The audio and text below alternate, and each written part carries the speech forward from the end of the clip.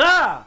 Hi! Hello, all you newsketeers out there. Welcome to Cody's Fun Time News Show for Winners. Today we'll be discussing news. Ew. Okay, so the news has been terrible and heartbreaking and angering and sexy, but mostly only those first three things. Possibly even more so than usual. From the constant background of the war in Ukraine to the baby formula shortages caused by corporate laziness and greed, hearings about the attempted coup on January 6th, the ramp up of hate against the LGBTQs, etc., and of course the pesky mass murders that keep happening in this country. In May alone, black grocery shoppers were shot by a white supremacist in Buffalo, people at churches were shot in 2 separate instances, and of course the murder of 19 children and 2 teachers by a shooter at Robb Elementary School in Texas, coupled with the absolute incompetence and cowardice by the armed police who stood outside and let the shooting continue. And I'm sure that as I say this, another shooting is currently happening. Oh, and the planet is angry. Can't forget that. So we've all been a bit consumed by rage and grief, or as we like to call it in America, the news. When so many terrible things are happening all at once, it's hard to maintain focus. Something is banging on my walls from the outside.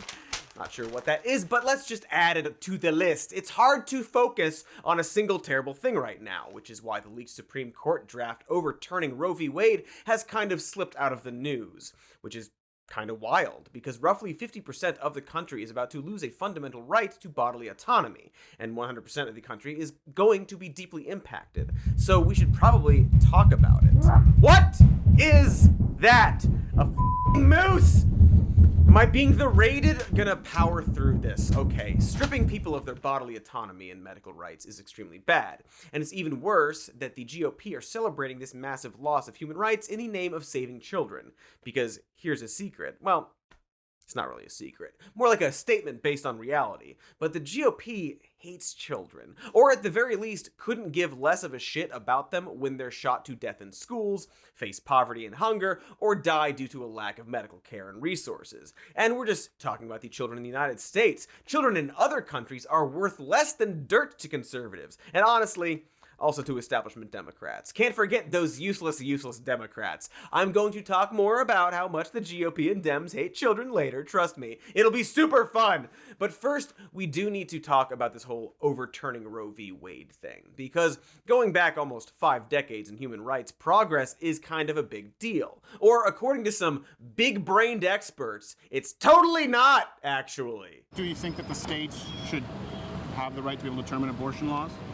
Because it won't change the laws in yeah, that's all Roe v. Wade overturning means that Colorado, can have abortion, like they have all the way up until 9 months. Yeah. And Texas can have a heartbeat bill. Yeah. So again, it's going to be let 1,000 flowers bloom.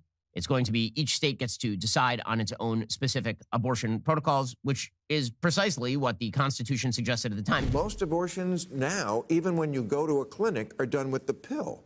Yeah. The pill. And pills are easy to get in America. We know that. So, for the people who say we're going back to 1973, we're not. Nah, gotcha, womb havers! It's no big deal after all. All of you folks upset about this news are just on your periods, you see. It's just that some states can choose not to allow abortions. What about their choice, huh? And like Bill Maher said, you can just get a pill now. How hard is it to get an extremely hard to get pill that the GOP is specifically restricting in their states and is very hard to get because of that? So just get that really hard to get pill. It's easy. Video over, I guess. NBD. Roll those credits. Roll them. Come on. Oh! Wait, sorry. Maybe Steven Crowder and Ben Shapiro and Bill Maher aren't the Roe v. Wade experts we all universally accept them to be. And perhaps I need to look into this a tad further. Because once Roe v. Wade is overturned, millions of people will suddenly lose access to abortion in their states. And that seems bad. In fact, 13 states have trigger laws, as in various bans on abortion access, that will go into effect once the Supreme Court overturns Roe v. Wade, which could be really darn soon. It could be the day we're filming this. A lot of clinics are already preparing by ceasing all appointments after this month, because overall it's predicted that at least 26 states would ultimately ban abortion once Roe is overturned. As of May 5th, 86 bills have been introduced in 31 states to restrict or ban ban abortion, and 8 states have enacted abortion bans, with 2 blocked in lower courts. But heck, I guess you're just supposed to go to a state where it's legal, which is, in many cases, what does happen. After the Texas ban went into effect, Planned Parenthood in neighboring states saw an 800% increase in abortion patients and a 2,500% increase specifically in Texan patients. So, problem totally solved! Of course, going to a neighboring state only works if you can even afford to do it, which many people can't. Accessing abortion from Texas now requires people to travel over 250 miles on average, which, by the way, will become a much greater distance when Roe v. Wade is destroyed, as you'll have whole clusters of states banning abortion.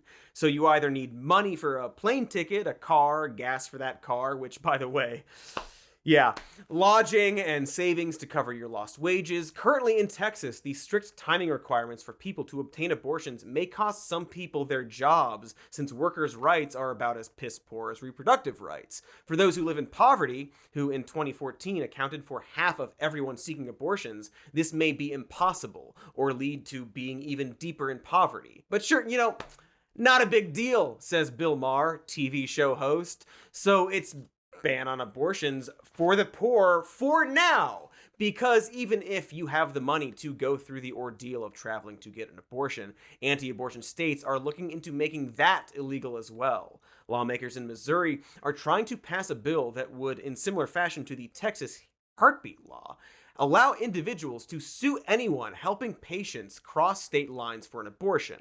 Other bills being introduced include one that would simply make it illegal for people to obtain abortions out of state if any part of the abortion counseling occurred within Missouri, or if payment occurs from within Missouri, or if someone lives within Missouri, or, quote, the conduct of a person or entity creates a substantial connection with this state. Whatever that means. If you're in a Missouri state of mind, I suppose. It would even ban obtaining an abortion outside of Missouri if sexual intercourse occurred within this state and the child may have been conceived by that act of intercourse. Although they don't say whether it counts if you're having sex right on the border and the sperm kind of shoots over into the vagina in another state. Is that allowed? Or would this count as sperm trafficking, spooge laundering, cum smuggling? Nice, I like that. Also batter baron, baby juice bootlegging, the old knob slurry moonshine, a hot milk pirate, if you will. I have so many of these. Anyway, so they want to ban abortions, and then ban leaving to get an abortion. Spunk sneakers! All right, that was pretty good. Okay, moving on. Seems like they're trying to trap women, like prisoners, is my point, before I got distracted by the jizz jokes. And boy, they aren't stopping there. Shortly after the Supreme Court decision leaked, Idaho's senior lawmaker Brent Crane wanted to hold a hearing over banning emergency contraception, and a failed Louisiana bill tried to criminalize IUDs by expanding the definition of abortion, and would have defined abortion as homicide. According to Paul Weiland, the Republican state senator who led the Missouri effort to stop Medicaid from covering contraceptives like IUDs and Plan B, quote, the bottom line is there is only one time something definitively happens, and that's the moment of conception. Once that happens, anything that happens should not be state funded. So basically, as soon as the sperm bonks into the egg, you're literally and figuratively Also, claiming that there is only one time something definitively happens is just like weird and wrong. There are many, many, many different stages of reproduction. I could declare that I believe life begins when the sperm gets peed out of the balls. I can just say that, and I do frequently on public transport, but it doesn't make my opinion the definitive fact. But even though this Missouri effort failed, the repealing of Roe v. Wade would likely encourage further efforts to reduce access to and illegalize contraceptives. So the argument that we shouldn't worry, that it'll still be legal in some states, or that since most of the country supports abortion, then it'll be protected, is completely dishonest and frankly cowardly, and can be summed up with this exchange. And we know that most Americans, including conservatives, do not believe that. They're not on that page. They voted it in Texas not that long ago. Right. Acting like this will blow over really seems to ignore the fact that conservative lawmakers are already passing these laws despite what the majority wants, because their end goal is to ban abortions everywhere and always has been. After all, people like Crowder pretending this is no big deal are the same people who think abortion is murder. So what exactly do you think their endgame is? This isn't some kind of polite display of restraint like someone daintily eating a few chips at a wedding. They aim to shove the entire nacho spread in their maws, no matter how much it embarrasses my parents. My fault for nacho wedding, I guess. But maybe the reason Crowder and other pregnancy crusaders are being so adorably coy is that they know, as I've already pointed out, that the right to an abortion is wildly popular. 61% of Americans believe abortion should be legal in all or most cases, while only 37% believe it should be illegal in all or most cases. That said, it's a highly polarized issue, with about 80% of Democrats saying abortion should be legal in all or most cases, and only about 40% of Republicans believing it should be legal in all or most cases. Still, 40% of Republican-leaning people is a healthy chunk of the party, so maybe that's why they're so focused on the technicality of Roe v. Wade not banning abortion, even though it will directly result in it being banned in many states. And it's also probably why they're groping their pearls over the leak! Why don't we begin with the leak itself? It is unprecedented for a full draft decision to leak this way. You've heard of sort of the outcomes of decisions leaking before. That happened with Roe itself, but the actual draft decision, for that to leak into full public view, is insane.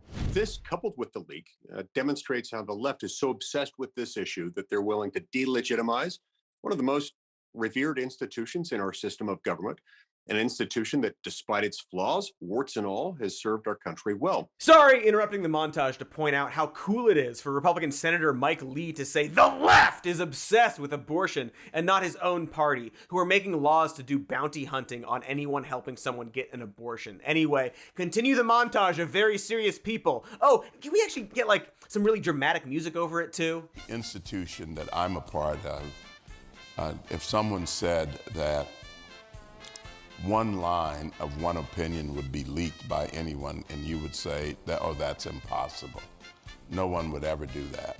There was such a belief in the rule of law, a belief in the court, a belief in what we were doing, that was verboten.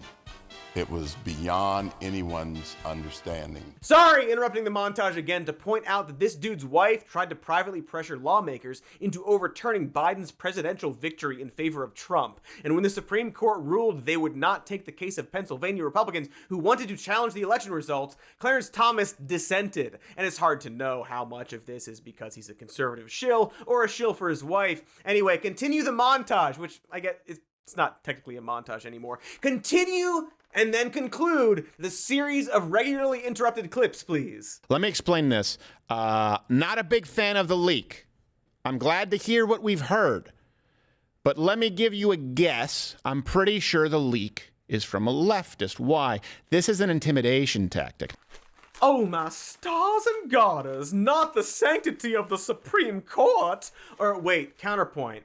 Who gives a pebble of a if we're talking about the sanctity of the Supreme Court like it's some holy resting place? Well, hey, have you guys looked at the Supreme Court lately? It's kind of a hot mess, and not the fun kind you'd smuggle across state lines. Like, for starters, the Supreme Court has very little in terms of oversight. Also, the judges are not governed by any code of ethical conduct, and are the only judges in the entire US exempt from such. That's odd, huh? Justice John Roberts was looking into developing an ethical code, but I guess they just kind of gave up. So I don't know, maybe these people suddenly concerned with the Supreme Court's sanctity could look into that. There's also the growing issue of the shadow docket, which is an emergency procedure where the court can issue summary decisions without oral arguments. It's meant to only be used when not issuing an immediate order would cause irreparable harm. For that reason, it used to be implemented very infrequently, but since 2017, it's become routine. To quote Associate Justice Elena Kagan, the court's use of it has become more unreasonable, inconsistent, and impossible to defend. That was from her dissent to the Whole Woman's Health versus Jackson case, which challenged the Texas's Heartbeat Act that outlaws abortions after a heartbeat is detected and allows people to sue anyone who helps women seek abortions. It's that bounty hunting, anti-abortion law in Texas you might have heard about. And this challenge to the law brought to the Supreme Court was relegated to the shadow docket before getting dismissed with no oral arguments, no hearing, no transparency. Just womp womp shrug. The lack of transparency and oversight is especially concerning given the clear conflict of interest we see with Clarence Thomas. As I mentioned earlier, his wife Ginny Thomas texted Trump's chief of staff Mark Meadows, pleading with him to help overturn the election. And yet Clarence Thomas hasn't recused himself from any cases regarding the election despite a possible conflict of interest. Very good integrity and sanctity, guys. You're nailing it. Also, like 5 of the 9 Supreme Court justices are blatant conservative partisans, and Mitch McConnell didn't let Obama have a justice in his last year in office while rushing through Trump's appointee less than a month before the election, before Ginsburg's body was cold. So, sure seems like they don't actually give a shit about the sanctity of the Supreme Court, or really anything at all. And speaking of sanctity, I should really look into what's threatening the sanctity of my walls, so I'm gonna cut to an ad break, to investigate. Also for the money. Yo, check it, cool pants! People are always asking me, hey Cody, how did you learn to jump so high? Well, friend, it's a few things. My natural talent for disrupting vertical spaces, an ancient trick I learned while traveling abroad, and of course AG1 by Athletic Greens. They're the category-leading superfood that brings convenient daily nutrition to everybody, even low jumpers like you. AG1 replaces all of your vitamins and crams them all into a single delicious green liquid drink. Why, just one tasty scoop of AG1 contains 75 vitamins, minerals, and whole food sourced ingredients in one convenient daily serving. Here, watch me do the thing where I drink it.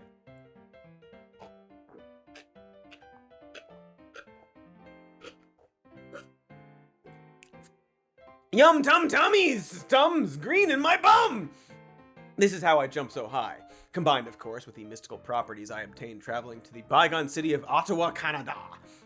Not only does AG1 fill in your nutritional gaps, because we don't always have time to eat right, but their recipe is ever-changing based on the latest nutritional news. We love news! It's designed for any lifestyle, like vegan, or paleo, or jumpy jump highs, or no jumpy low jumpers, or parents, or friends of parents, or athletes, or lazies, or the no-thletes, or the... all the things. So try it, why don't you? To make it easy, Athletic Greens is going to give you an immune-supporting free 1-year supply of vitamin D and 5 free travel packs with your first purchase if you visit athleticgreens.com/more-news today. Again, simply visit athleticgreens.com/more-news to take control of your health and give AG1 a try. And then I'll demonstrate.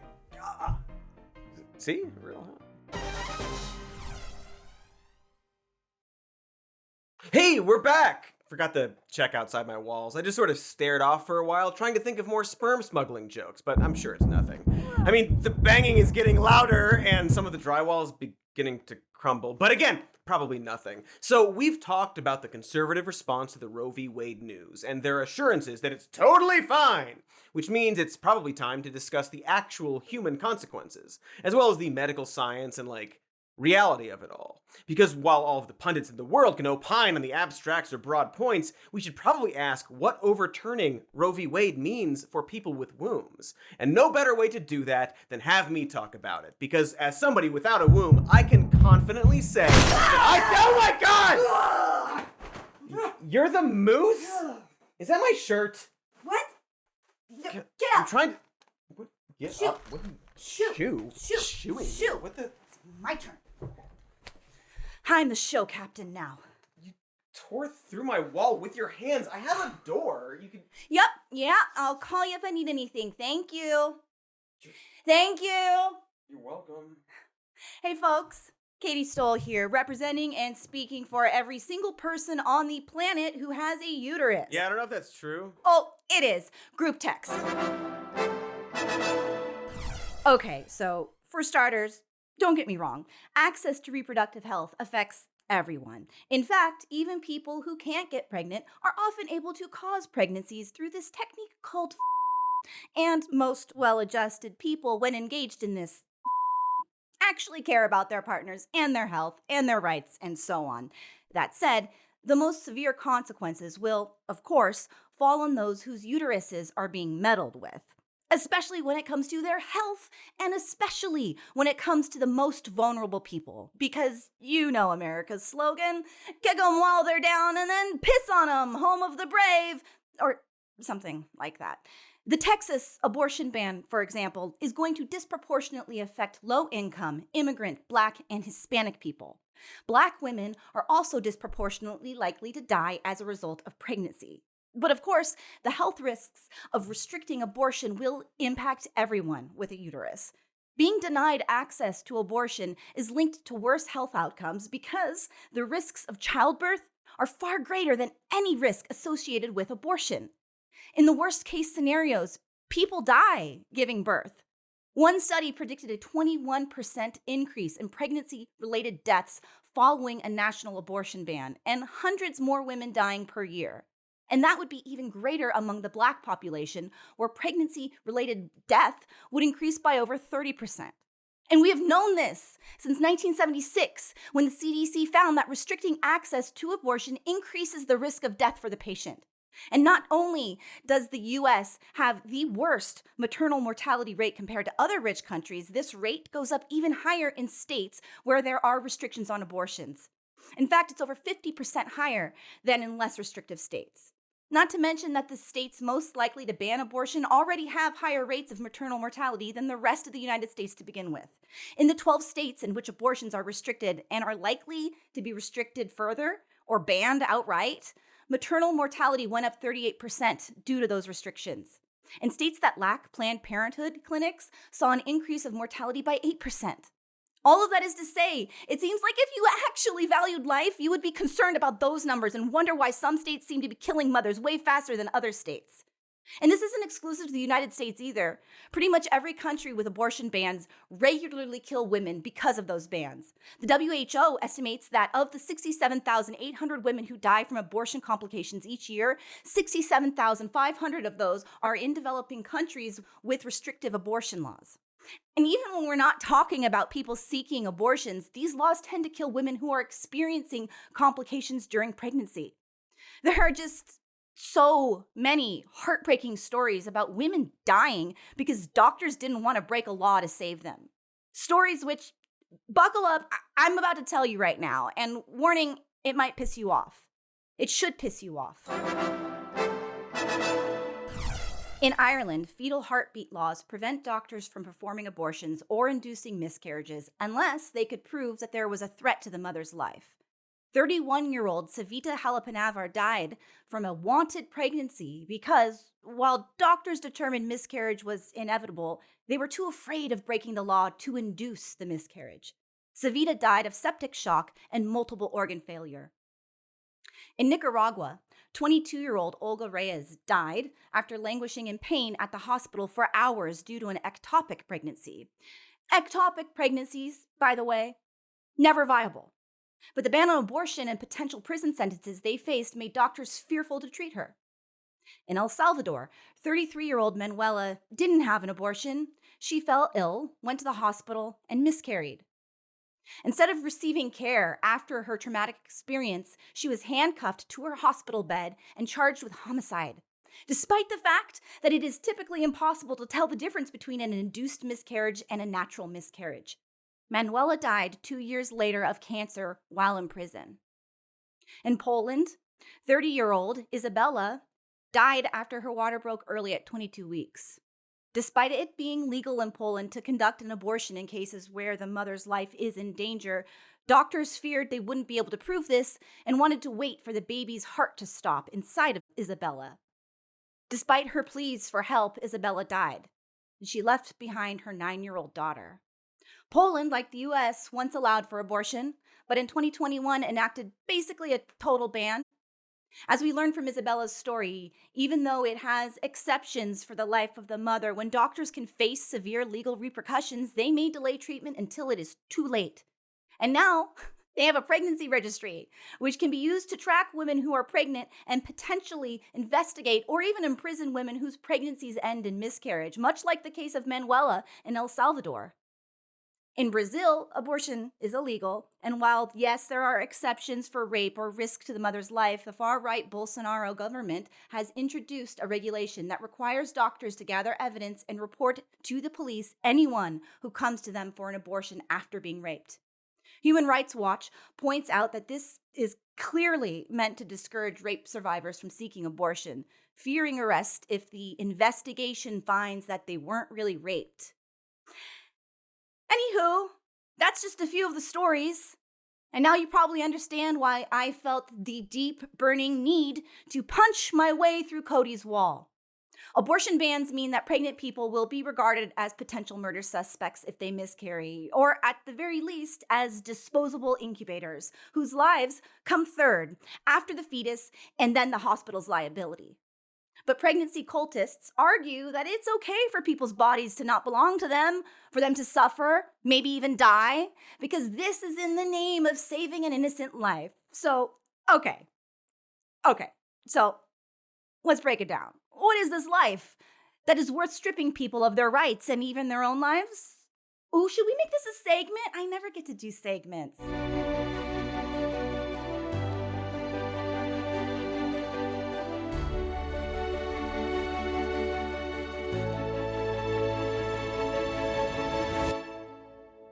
Perfect. Hey, Cody! Cody, guess what? I got my own segment title. Did you tip over my car too? Okay, well, first of all, the abortion debate isn't really about life, it's about human life. We're okay with killing life, even vegans, since plants are alive, even the bad plants, like the chayote. Just look at that piece of plant. It looks like Shrek's ball sack. F you, chayote, I hate you. Anyway, the non-religious moral issue is killing a person. So, what's a person? Is it an egg that the uterus sheds and lets die naturally all the time? Is it the sperm that most often ends up dying in a sock, or, if there's time, a slightly heated gourd? Is it the moment the sperm grazes against the egg zona peculidae? Or is it when the sperm is halfway nestled into the egg's membrane? Is it before or after the acrosome reaction when the sperm's head melts and releases its genetic information? Is it the zygote, a single cell full of the sperm and egg's DNA? Is it turning the first stage of meiosis? Or is it when the cell begins mitosis? Is it when the blastocyst forms, this charming little cutie? Or is it when the embryo develops a mouth hole at 4 weeks? Or maybe it's when it starts to look like this instead, which is a dog fetus at 4 weeks. But hey now, maybe we shouldn't base this on looks, but rather on whether it's got a human brain. The brain, by week 6, can start to have electrical activity, but it's less complicated than a shrimp's brain. By week 10, the cerebrum has started to develop, which begins very, very smooth, similar to a reptile's dumb, delicious brain. But at this point, the fetus remains unresponsive to stimuli. So, okay then, I don't know, is it a person by week 13, when the fetus can start to move, but its brain is smaller and less developed than a rabbit's brain, continues to lack sentience or respond to anything in a purposeful way, and has activity similar to a sea slug? By now, we've actually moved past the point of when 92% of abortions take place. At 14 to 20 weeks, only 6% of abortions are performed. At 23 weeks, the fetus's brain is considered viable and the fetus can respond to stimuli, but by 21 weeks, fewer than 1% of abortions are performed, and surveys of people who have had these performed either report discovering a fetal health anomaly, discovering a health risk to themselves, or were unable to access abortion before 21 weeks, either due to financial or legal barriers, or minors being afraid of their parents, or victims of domestic violence afraid of their partners. So, is the 21-week-old fetus a person? Should we force women to give birth to their 21-week-old fetus, even if it threatens their life? Should we force people to give birth if their fetus has severe health issues that would quickly kill the fetus, or if they would be born without a brain? Do we force children to give birth because they hid it from their parents for too long? But hey, now, these are all very realistic, heartbreaking hypothetical questions. Maybe we should get a little wackier with it, a little fun, a little funky. Do we have an example of some kind of impossible, outlandish situation? Something that doesn't happen, maybe. Maybe we can create some kind of dip AI to perfectly craft the single worst take on... Oh boy. Okay, never mind. That's perfect. Thank you, Tim, you scabby little ingrown hair, you. And I'm just going to say it. Look, first and foremost, you guys, you know that I lean pro-choice on this issue. And I'll explain in great detail as we get into all this stuff. But I certainly don't lean in the direction of where the modern left has gone because they're outright pro-abortion. But I can say this definitively. The pro-life stance is a strong moral stance. The pro-choice stance is not. Oh, okay. Sorry. I didn't realize you were pro-choice. Unlike the left, who you claim is pro-abortion. I mean, you're right. We do love abortion. That's our thing, babe. That's what we're doing out there, constantly protesting in front of OBGYN clinics. I personally push on every baby bump I see. Hard. We hate babies, you know? Tim is so pro-choice that he claims there's no strong moral stance to keep abortion safe and available. You know, besides the health and freedom of the mother, I guess. I guess that doesn't count, Tim? Tim is so pro-choice that when the Roe v. Wade news first broke, his entire studio exploded in celebration like they were watching the moon landing. Oh my goodness. Supreme Court has voted to overturn Roe v. Wade. We hold that Roe and Casey must be overruled. Justice Alito writes, initial majority draft circulated inside the court. Oh my, whoa, this is nuts. Anyway, back to Tim's tweet, which asks, what happens if a woman is on the way to get an abortion at 8 months but goes into labor in the lobby of the abortion clinic and accidentally delivers the baby before it could be terminated? Oh gosh, I don't know. I guess the doctors could take a legally acquired AR-15 and shoot the baby, because our country loves shooting babies. But the actual answer to this, not that Tim Pool is actually interested, is that as soon as it has left her body, she can't terminate it because the fetus is no longer in her body. And hey, also, this never happens. The only situation even remotely close to this is if the pregnancy has to be induced early due to a deadly situation for the mother, such as preeclampsia. If the fetus is born alive, doctors do not kill it, but it is up to the family if they should try to resuscitate the extremely premature baby or give the premature baby palliative care until it dies naturally. Now, this is often a very painful decision for the parents who may have to choose between limiting the premature baby's pain or trying to resuscitate it, even if it's unlikely or impossible that it will survive. There are bills called Born Alive Abortion Survivors that would force doctors to continually resuscitate babies born prematurely, even those with abnormalities that are incompatible with life, meaning that the baby will not survive, even if it's against the parents' wishes. This means potentially forcing a doomed baby through painful procedures until it finally dies. There are whole ethics debates in neonatology about whether persistently resuscitating likely unviable newborns is actually moral, given the high chance of death and potential suffering. It's controversial, so maybe it should be left up to the doctors and patients, just like we leave end-of-life decisions up to doctors and next of kin should the person be unable to communicate. Seems like there's a big moral stance here concerning the right for people to make these extremely difficult choices, you know? But in this country, we have decided that your right to your own body always supersedes someone else's right to use your body, except for pregnancy. That's kind of weird, right? We don't require forced blood and organ donations even after someone's died and is no longer using their body. But if babies are going to be the one exception, Why is it only uterus havers who have to give up their bodily autonomy if they have sex? Because currently we don't even force actual parents to donate blood or bone marrow to their already born children if they need it to survive.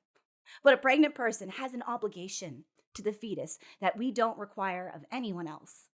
Mandatory organ donation isn't a thing. We also don't ban men from having sex after a certain age, even though men over 40 years old are 23% more likely to cause a miscarriage. And the sperm of men over 45 are 74% more likely than younger men to cause a miscarriage. Also, it has that old sperm vibe, like a dusty car. So, should old sperm be illegal? Should we sterilize old testicles? If that sounds like a grotesque violation of our men's bodily autonomy, you are correct! Just like what we're doing now to women. And if life begins at conception, as so many Republicans suggest, should we make it illegal for people to drink or smoke or eat sushi after sex, just in case? But even things like working long hours or accidental falls can cause a miscarriage. So, if a company overworks someone who's pregnant, are they liable for murder charges? If a woman trips and falls and it ends in a miscarriage, is she tried for involuntary manslaughter?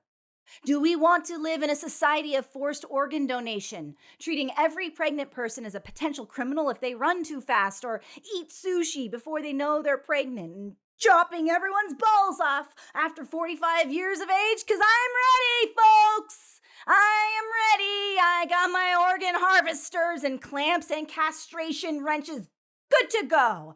Bought them years ago and they're just collecting dust. Or, option 2.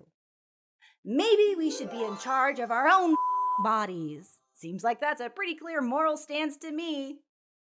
Hey, Cody! Guess what? I did the rainbow hand thing. Oh, cool. That's great. Hey, listen, my deposit is not going to cover this hole, so maybe you could spot me or, pay for it since you did it. Ooh, yeah, that's gonna be a hard no from me. But the real question is, why aren't you so angry that you're also punching holes in your walls? It feels great, Cody. Cathartic. And since both genders are equally against abortion bans, it's really frustrating that this always seems to fall on women. I mean, maybe you should be hosting your own show instead of making me do it. You ever think of that? Okay, I'll take over. I was hosting before. Hey, I'm gonna go shopping for ball clamps. Yeah! What? Oh, she just jumped right through my window, head first. Just dove.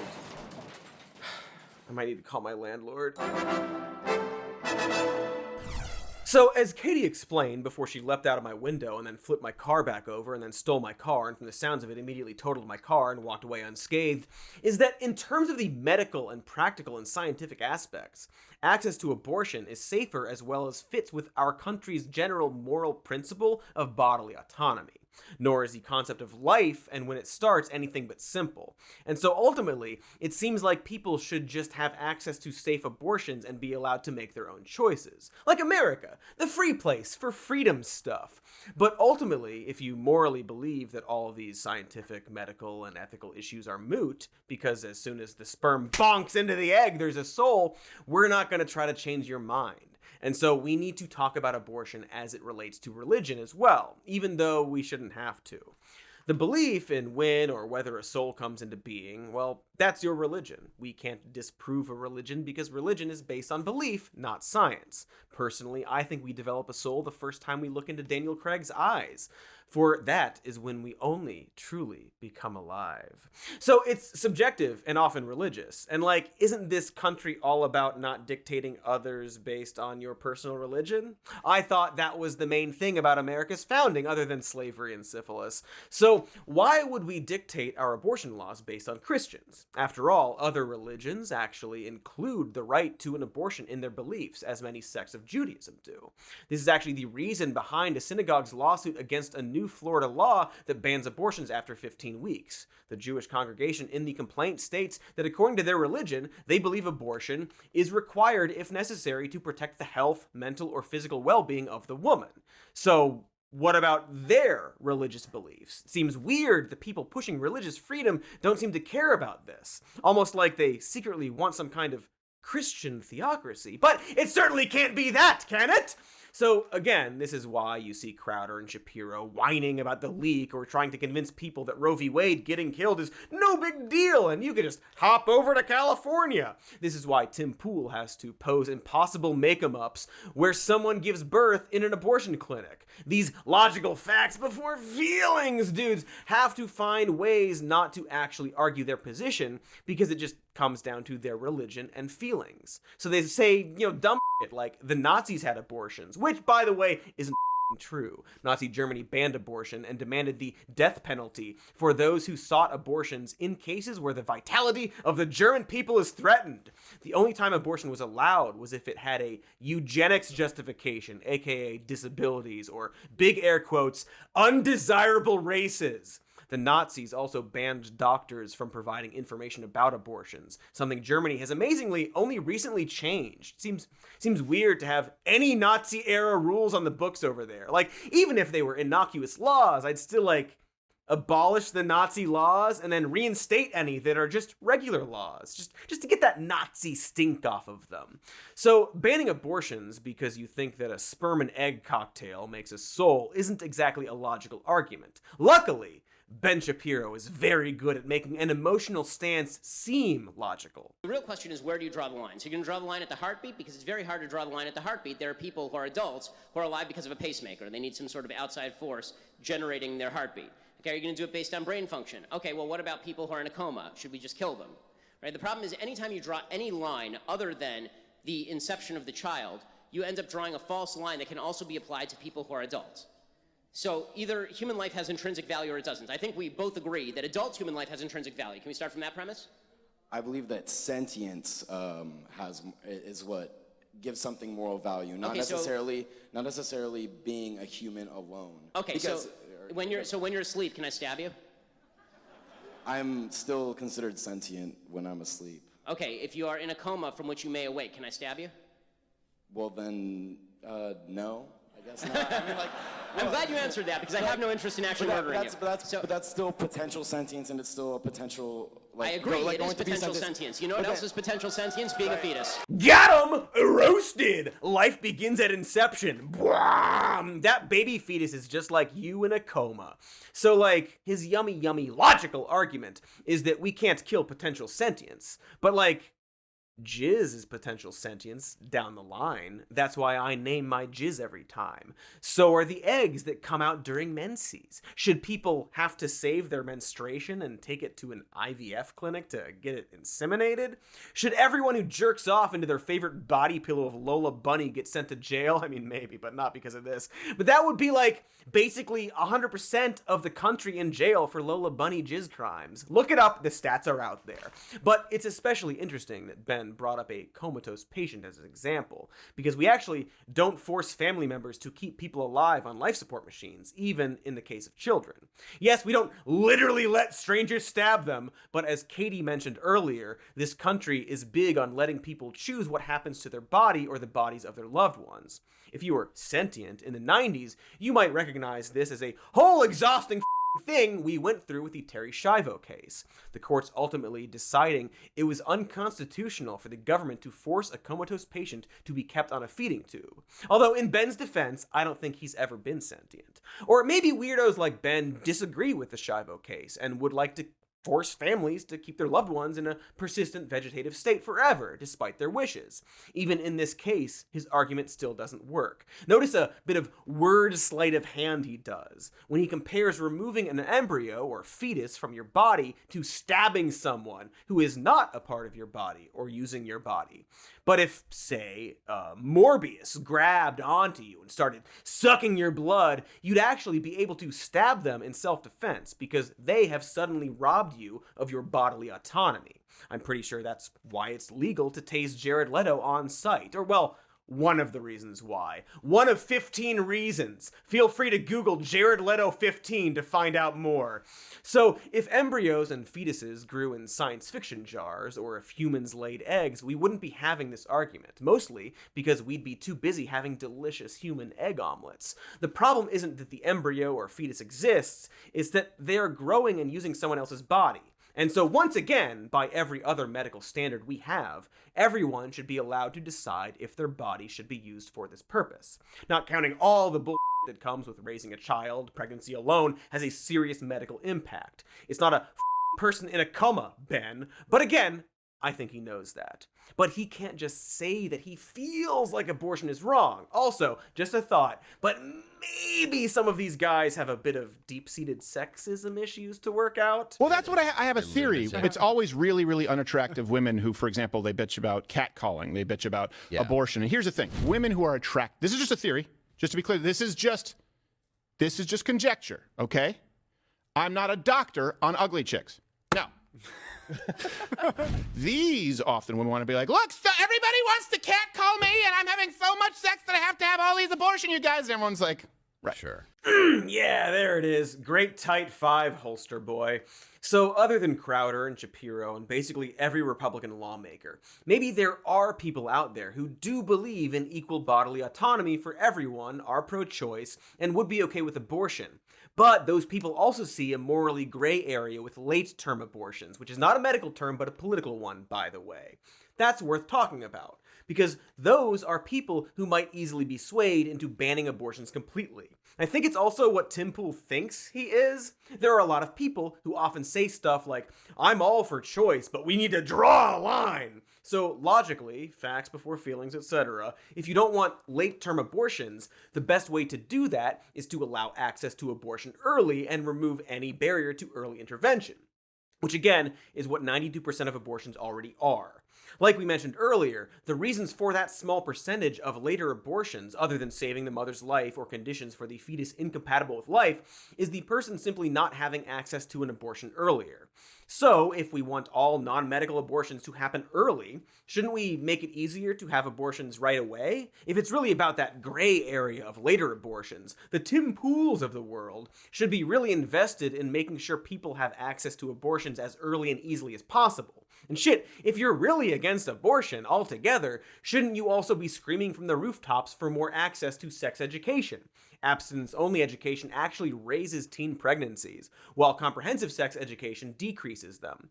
Teens who got comprehensive sex education were 60% less likely to report becoming pregnant or impregnating someone than teens who did not receive sex education, and 50% less likely than teens who received abstinence-only education. Another study found that an increase in funding for comprehensive sex education lowered the overall teen birth rate in the whole country by 3%. There's also evidence that family planning education and counseling provided by Planned Parenthood reduced unintended pregnancies. You know, that thing anti-choice people hate. I don't really support meeting these ghouls at their level, but it's worth pointing out that abortion in this country has been going down for decades. After Roe v. Wade passed, there was a brief increase in the number of abortions, and then a steady decline.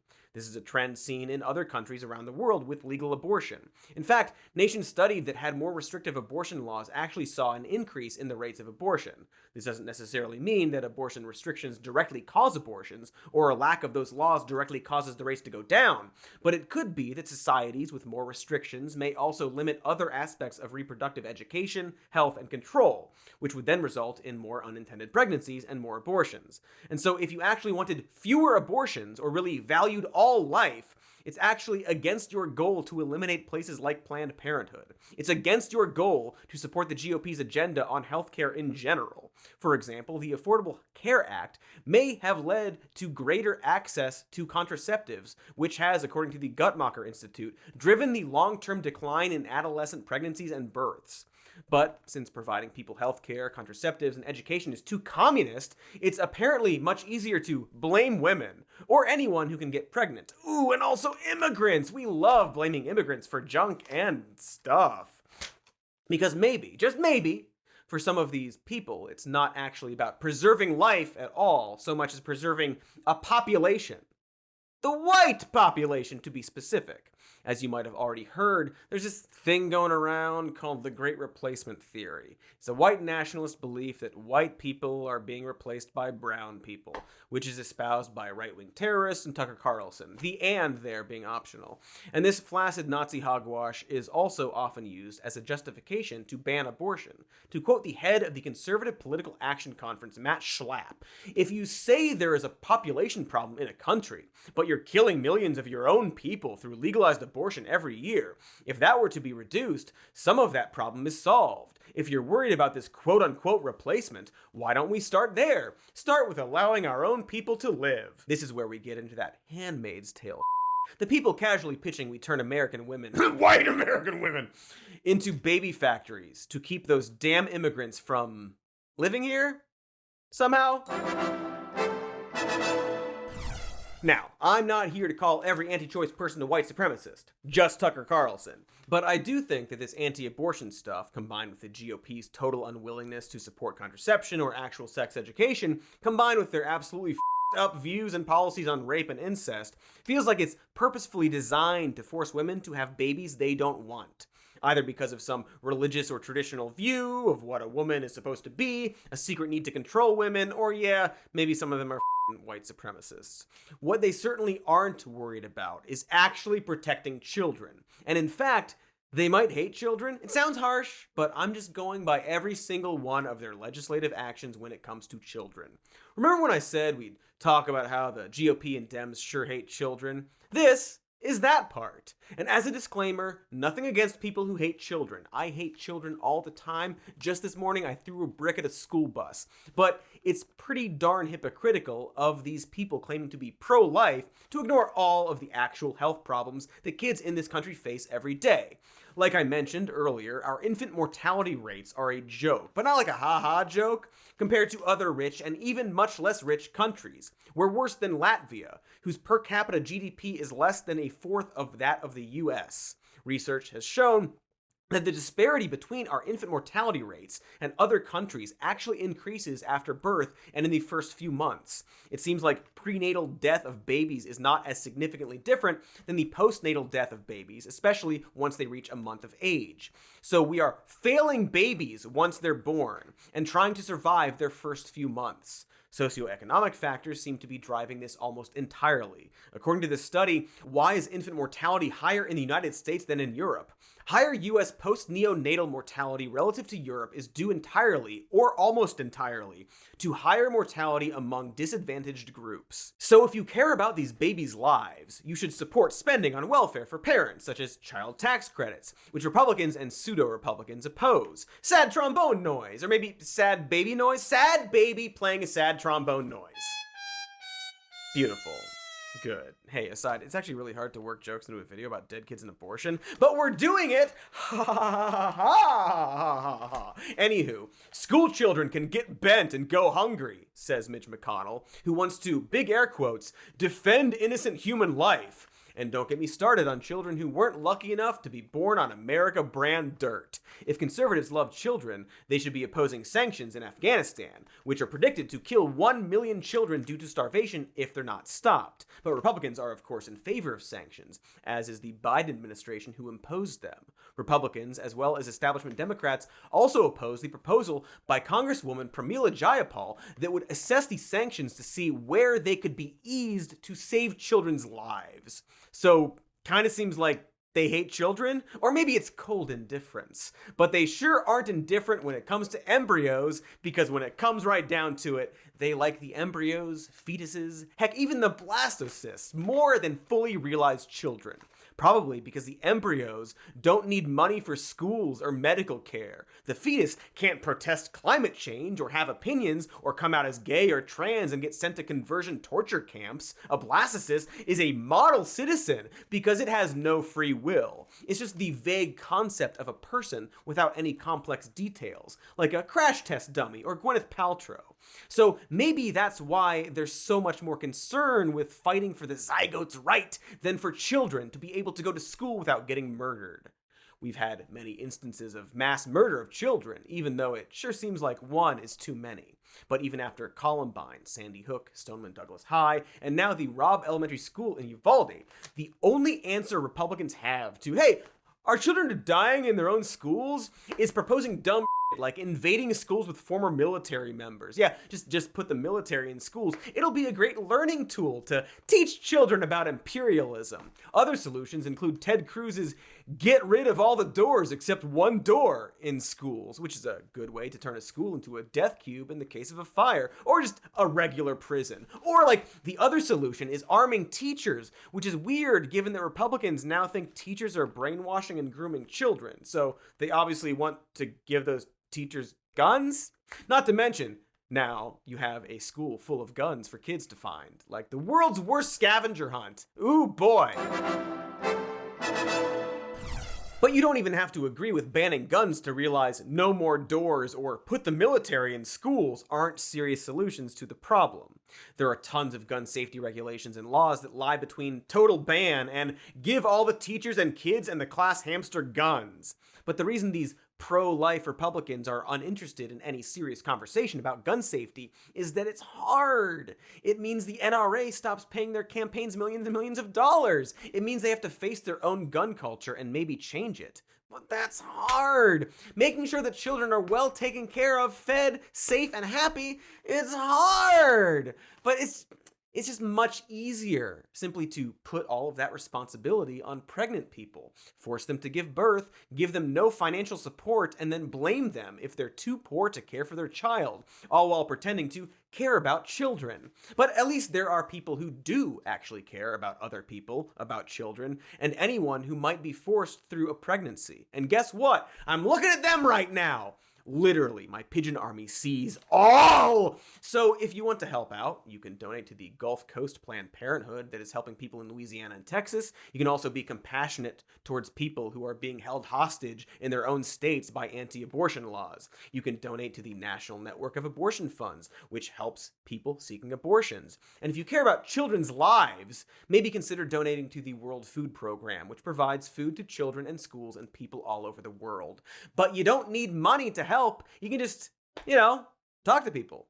Talk to your friends and family. Offer comfort to anyone who's scared. Make sure you can be that person that someone can come to if they're in trouble and need medical help. And if you have kids, make sure you're the kind of parent whose child can come to them if they're pregnant and scared. And they know you'll offer them reproductive choice and help without judgment. The human-y, people-y things that people do when they're being people and not just embryo worshippers.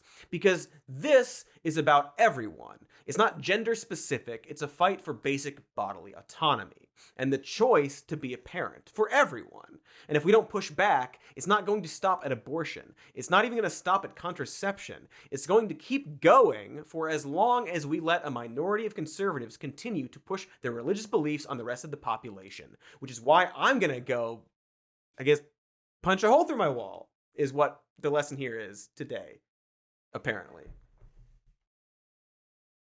Yeah! Ooh. She was absolutely right. This feels great. See you later. Yeah!